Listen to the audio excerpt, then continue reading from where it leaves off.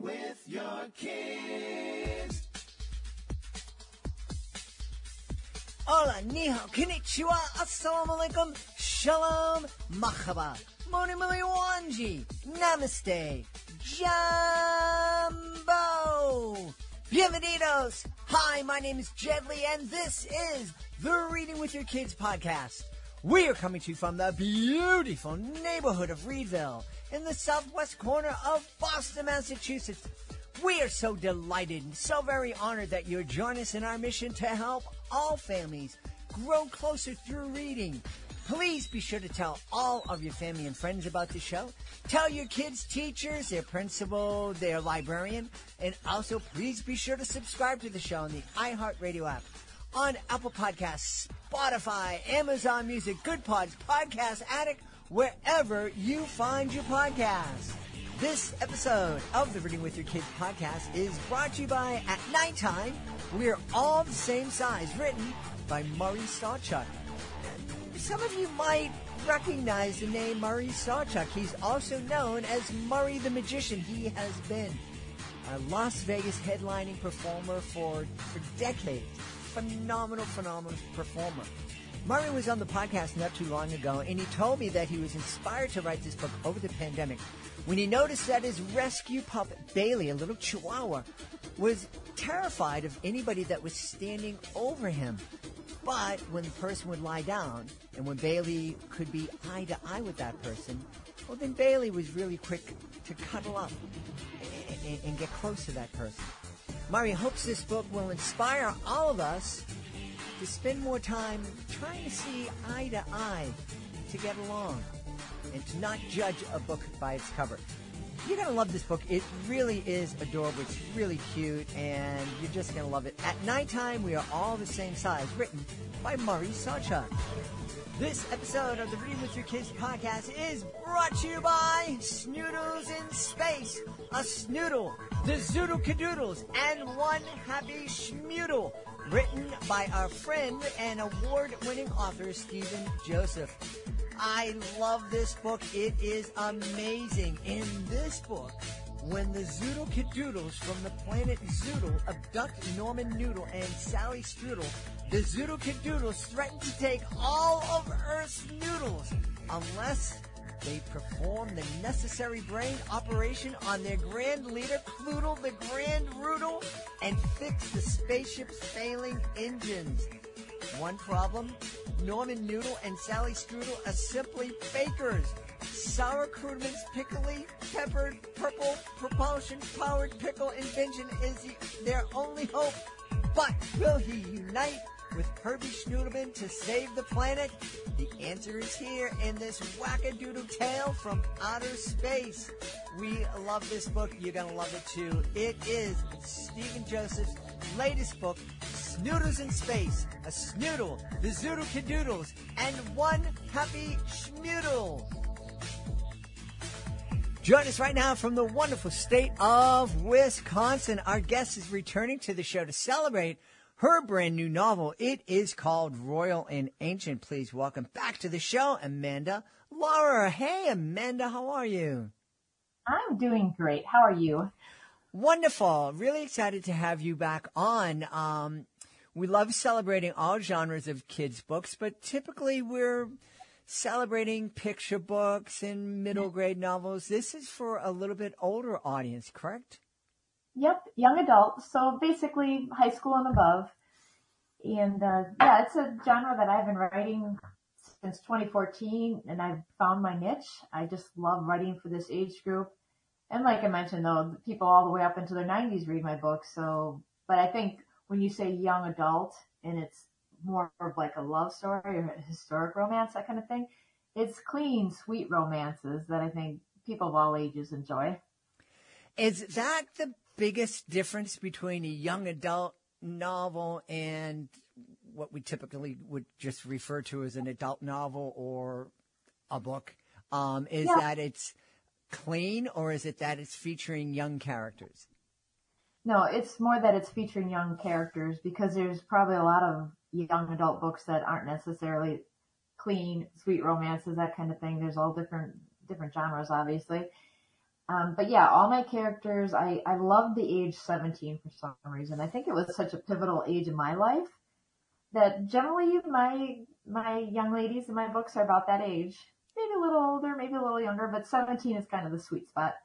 Interesting. What is it about? What do you think it is about that age that is, that you love writing about? Is it? Are you still kind of working through stuff that you dealt with when you were 17, or was it just such a happy time in your life? Well, 17 was very pivotal for me because that's actually the age when I met my husband, and now we've been married 42 years, so it obviously worked for me. But I think it's such a neat age because you're not a child anymore, but you're not an adult, and you're still learning and growing, but you're open to learning and growing, and so many wonderful things happen, that you're getting prepared for, whether it's going off to school or going into service or whatever you choose to do with your life. So I just love that age. That is interesting. You made the comment that you're an adult, but not quite an adult. But then you said something that I think is really important, that at 17, when you're in that middle kind of ground, you're still open to learning. And that's one of the things that I was going to say, a lot of people my age, almost 100, are, not so much open to learning. But I think we get into that I'm done learning, kind of phase in our lives way earlier than we think. Maybe in our mid-20s, we kind of say, yeah, we know it all. We're kind of done. Yeah, they think they do. Not quite. So tell us about Royal and Ancient, please. Yeah. So Royal and Ancient is a time travel tale. So it's set in the year 1691 in the Highlands in Scotland. And it's the story of a 17-year-old girl who's from America, from modern times, and she's working at a golf course. And it's one that's modeled after the oldest golf course in the world, Royal St. Andrews. So this was St. Andrews, the United States. And she is struck by lightning when they're having a golf outing. She wakes up on the 17th green, and she thinks it's the one she's accustomed to because it looks very similar. But she actually finds out that she's been thrown back in time 300 years. And she's surrounded by a group of Scottish men, one of whom is just 2 years older than she is, and his father, who happens to be the leader of the entangled clan. And so this young man is basically studying to be the leader of the clan himself at some point in his life. Interesting. The first thing that so much pops up to me, but, this idea of clan, and that, I was thinking about how different life would have been 300 years ago. I think probably the biggest difference is just how much more connected families were at that time. And we're not just talking about getting together for the holidays. There was a real kind of almost political structure amongst clans and extended families. Right. And that's something that this girl comes to realize. So she's from a home where she only has a dad. Her parents are divorced. She has no brothers or sisters. Her dad's in the military, so they travel, they move a lot. So she's never set down roots. She doesn't have, there's not even a large extended family or anything. And when she comes to Scotland, her eyes are just opened. I mean, the country itself is beautiful, but the families were so close, and she just fell in love with the family and their son as well. But she loves how they eat together, they discuss things together, they worship together, they go to church together. Of course, part of the story goes into the fact that the religion she practiced, Catholicism, was banned at that time in Scotland. And so when her name is Bronwyn, and when Ian's family is actually practicing the faith in secret. And that's where things get a little bit complicated, very complicated actually, because they are turned in to the authorities because they are practicing the faith and they have not signed an oath to the King of England and to the Church of England. And that's that leads the family to get into great peril. And the following winter, there was an event called the Glencoe Massacre, when some of the leaders of the MacDonald clan were martyred, basically massacred, because they were turned in. But the story isn't all gloom and doom. That's more towards the end of it. It really is a fun story because you have this young 17-year-old girl, kind of a fish out of water, dropped 300 years back in time, and she has to learn a lot of things there because she doesn't know how long she's going to be there. So she does what the typical young lady at that time would do. She learns the things that a woman needs to know to run a household. And she's just like amazed at the skills those women possessed back in the day. And she does her best to learn them. But on the other hand, too, she has a young man who's used to somewhat of the patriarchal ways back in the day. And so she's kind of works on teaching the soft skills to him, more like how to communicate and how to treat a young lady. And they butt heads a lot throughout the book, but it's fun. Their arguments are fun, and they're learning from each other, and they're growing too, because she realizes his faith is so strong, his entire family, is that they're willing to put their lives at risk to practice their faith. It's kind of mind blowing for her because she always somewhat took her faith for granted. And so she learns a lot from him. He learns from her, and together they grow, and they face all these perils that are put in front of them. And you have to read the rest of the story to see how it turns out. Well, we, of course, on the Reading with Your Kids podcast, we love encouraging families to read together with their kids, of all ages. And I think, there are lots of families, maybe most families, that don't think of reading with their teenagers. But I think it is a really unique opportunity for families to kind of grow closer, and especially giving them a chance to talk about things that their kids and even them, they might not feel comfortable just talking about it. There aren't many families that are just comfortable talking about religion, even if they are the most, observant families. It's just, this is what we do, and we don't question it, and why are we talking about it? But this would be but I think it's really important to talk about our faith. Absolutely. And so I think this would be a great way to kind of start a conversation about faith, to get kids, Catholic kids thinking here, to give the idea that, we were oppressed at one time. We could have lost our life at one time practicing this faith. It's a good way to bring up the conversation about, there are people in this world who are still at risk of losing their life if they're practicing the Catholic faith and other faiths. And that's, I think, a really valuable discussion to have with our kids. Yeah, for sure. I mean, it's hard to imagine, but even right now, as we speak, there's issues in other parts of the world where people are being sent from their homes, they're being persecuted, churches are being destroyed. It's kind of hard to fathom here in the United States, even though we do see some of those issues. It's not completely not here, but I think people do need to realize what a gift the gift of faith is, and how fortunate we are, particularly in our country, that we're allowed to talk about our faith. We're allowed to practice our faith. Yeah, and it's a great discussion with parents and kids. Yeah.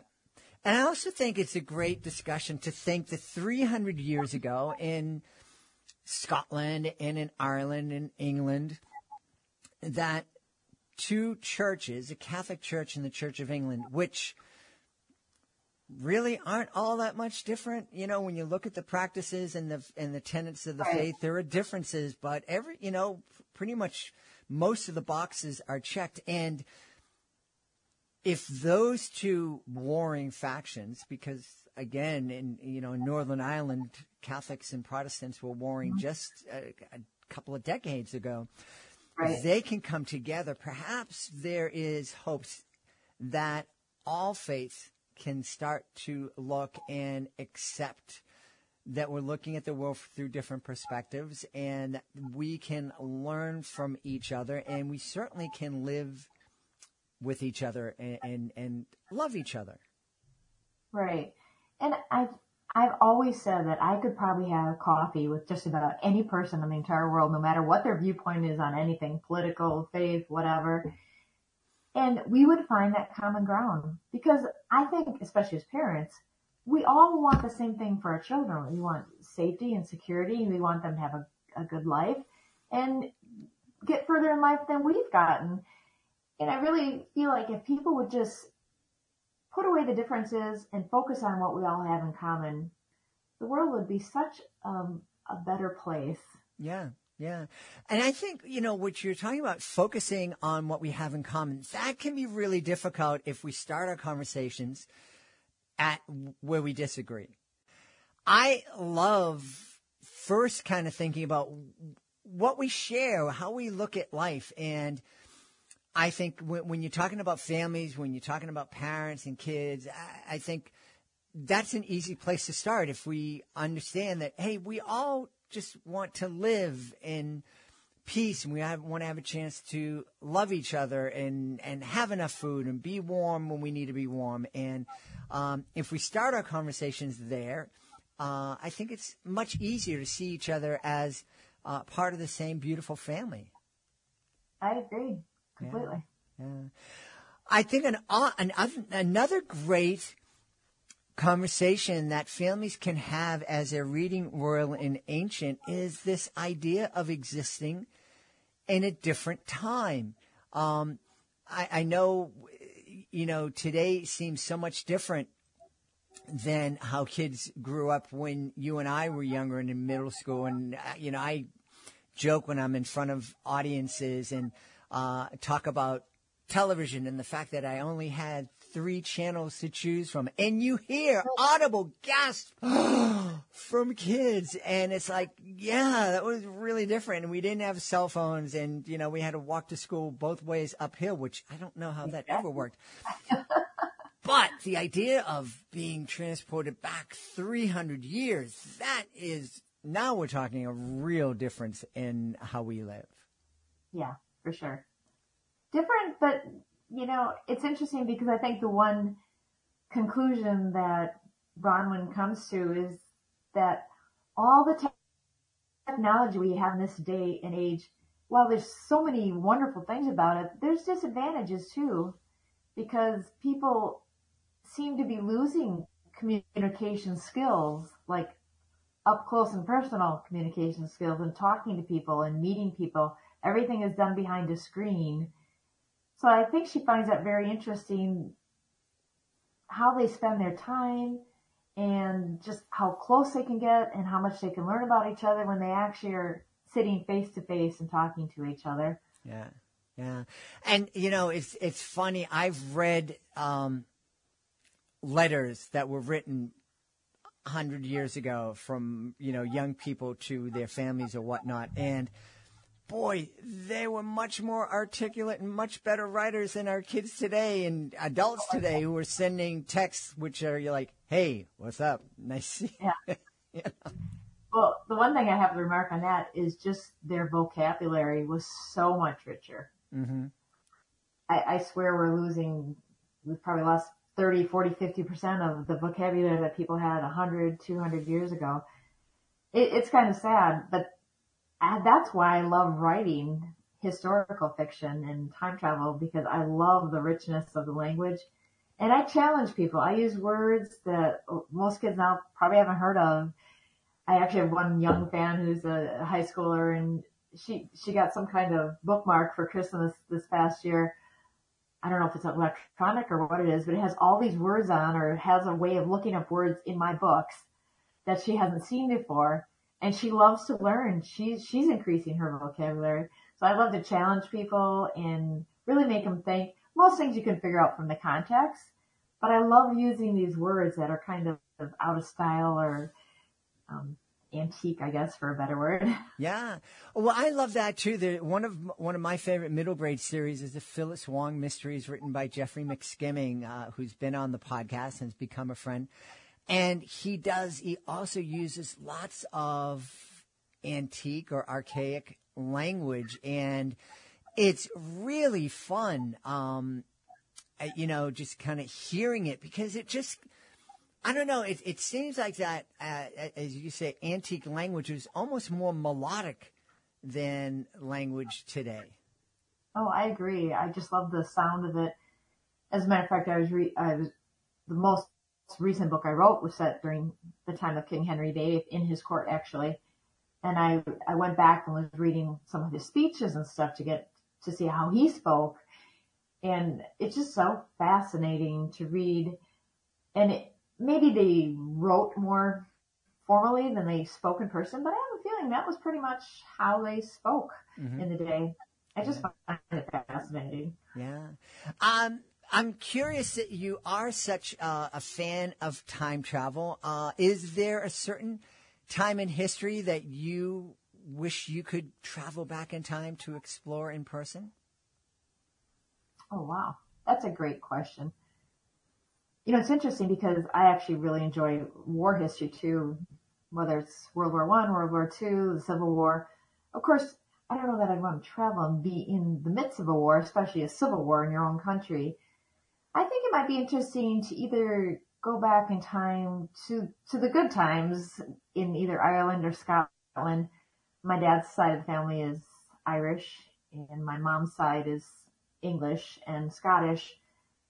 To go back in the heyday and maybe not live as one of the peasants or something like that, but middle class or upper middle class or something, to see what life was like back then. And you'd have to really pick your eras correctly, because obviously there's been a lot of, turmoil throughout the centuries in all of Europe, right? Right. Yeah. It is fascinating. I remember there was a show way back when I was a kid, and the character, I think it was called Time Tunnel, and the character kept on bouncing from one year to another, and it was really fascinating. I thought it was a lot of fun. So I think there are a lot of folks out there that are really intrigued by this idea of being able to go back in time. Yeah, and this is my second time travel book, because I had written one, and I don't know if we had talked about it, called Anything But Groovy.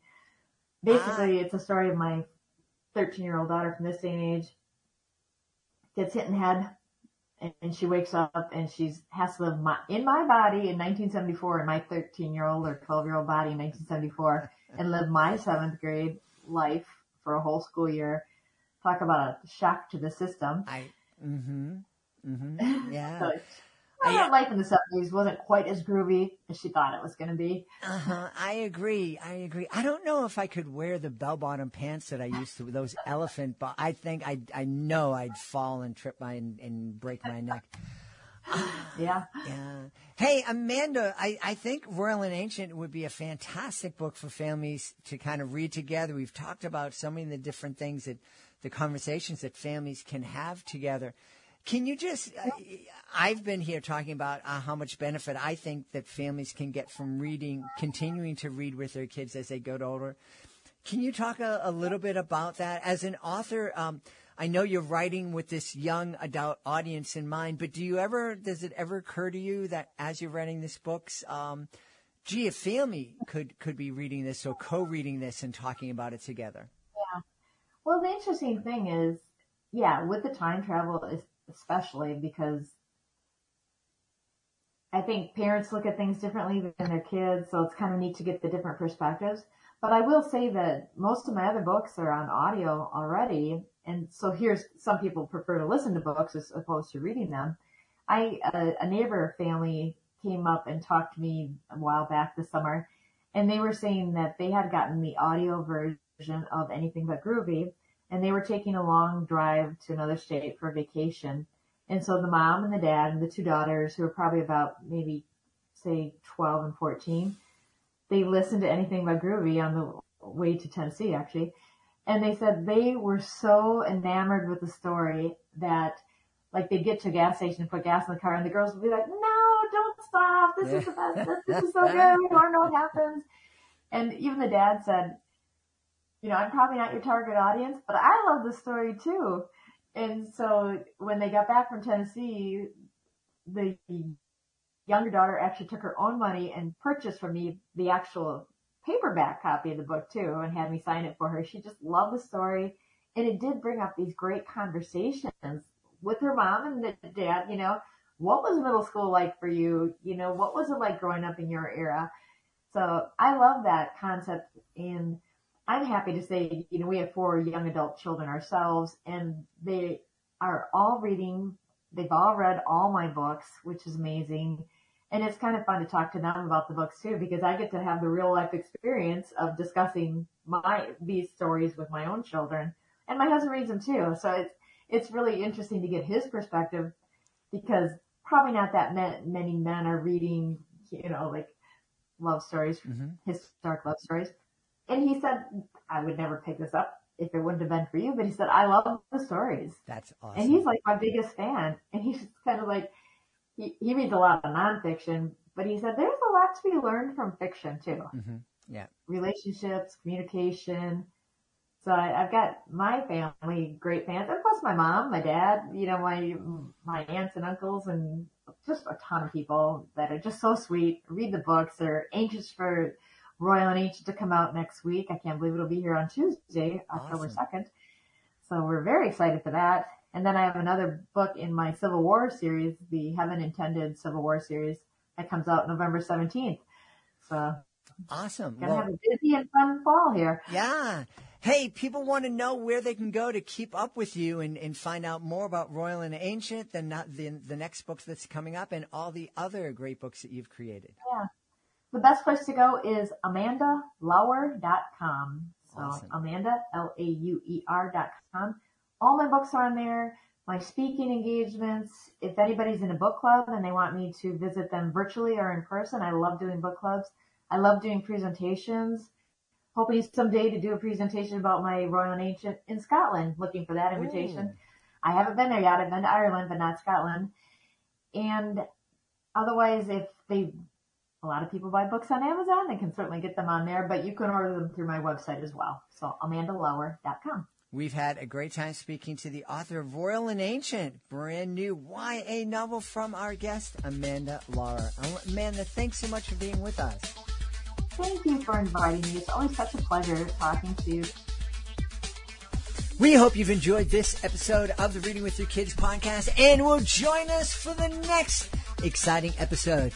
If you want to make sure you don't miss a second of the show, please be sure to subscribe to the show on the iHeartRadio app, on Spotify, Amazon Music, Apple Podcasts, Stitch Radio, wherever you get your podcasts. And also be sure to visit readingwithyourkids.com and download your copy of the Reading With Your Kids online magazine. It's free. It's available at readingwithyourkids.com. Just click on our blog. Before we go, I want to make sure that I give a big thank you to my team: Fatima Khan, Rory Grady, Madison Dairies, Soji Franklin, Monica Rivera Sosa, Ann O'Leary. I want to give a big thank you to my beautiful wife for all the support she gives me, and most of all, we all want to thank you. Thank you so much for taking the time to join us today, and as always, thank you so very much for taking the time to make the world a better place by reading with your kids. I'll be looking for you in the next edition of the Reading with Your Kids podcast.